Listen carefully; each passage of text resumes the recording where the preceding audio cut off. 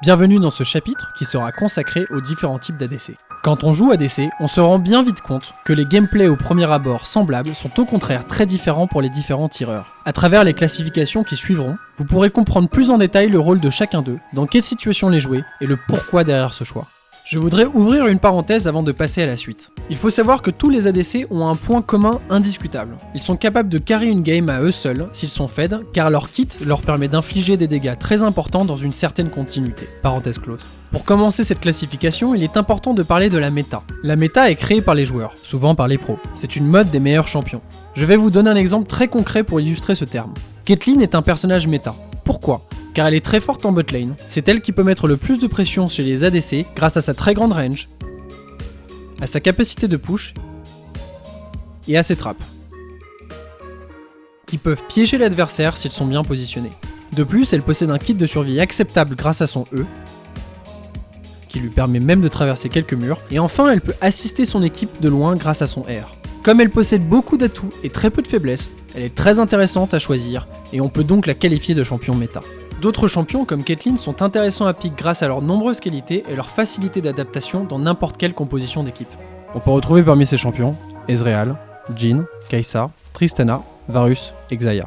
Cette liste et les listes suivantes ne sont pas exhaustives et peuvent dépendre aussi de l'elo dans lequel vous vous trouvez. Les champions prisés en bronze ne sont pas les mêmes qu'en diamant pour des raisons de facilité de jeu entre autres.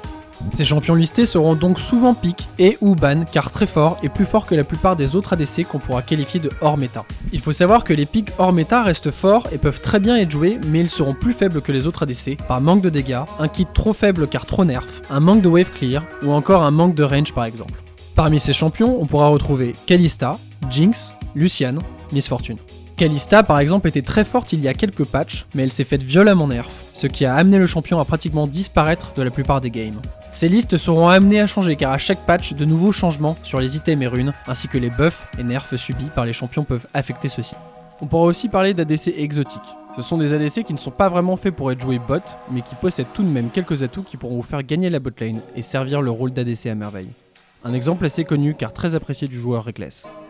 Son kit basé sur des auto-attaques renforcées par le Z et sa capacité à duel facilement grâce à ses nombreux stuns lui permettent de contrôler Squishy et tank très facilement avec des builds souvent orientés attack speed. Il y a enfin les ADC qui ne sont plus joués bot car leur kit est devenu meilleur sur d'autres lanes. On retrouve Graves dans la jungle, Corki au mid ou encore Queen au top qui s'en sortent beaucoup mieux qu'en bot lane souvent pour une raison d'XP. Ces personnages avec un avantage d'XP ou en pur 1v1 sont meilleurs qu'en 2v2. On pourra continuer notre classement en parlant des ADC de type DPS et des ADC de type utilitaire. Les ADC DPS sont tous les ADC qui pourront carry surtout grâce à un kit porté sur les auto-attaques. En exemple, on retrouvera Caitlyn, Tristana, Kai'Sa, Twitch ou encore Sivir. Contrairement aux ADC de type utilitaire qui eux seront très appréciés grâce à leur CC souvent liés à leur ultimate, comme Jhin, Ashe, Varus et Xayah. Les ADC DPS seront plus faciles à choisir quand votre composition possédera au moins 2 personnages avec des contrôles de full pour que l'ADC puisse facilement poser ses dégâts sans devoir se commit. Les ADC utilitaires seront très forts pour engage et seront à choisir si vous préférez un style de jeu proactif. Vous créez le jeu en engageant, c'est à vous de gérer le focus avec vos sorts de contrôle. Il faudra donc bien gérer le moment où vous voudrez engage, et vous essayerez de focus de préférence un carry ou un champion isolé.